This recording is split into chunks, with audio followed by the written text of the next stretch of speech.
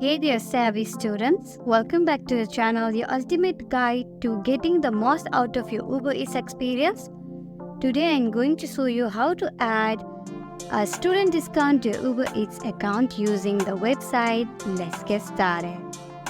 First, go to Uber Eats website from your favorite web browser.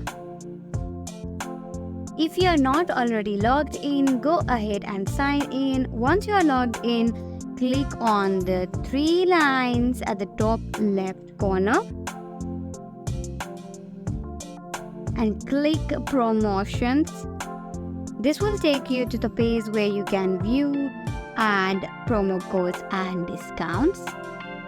On promotions page, enter your student discount promo code in the field provided. Make sure to enter it exactly as it appears with no extra spaces. Once you have entered the code, click on apply. Then you can click on done after that.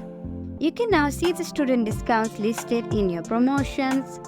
It will automatically apply to your next qualifying order, and that's it. Adding a student discount to your Uber Eats account is quick and easy. Now you can enjoy your favorite meals at a lower price.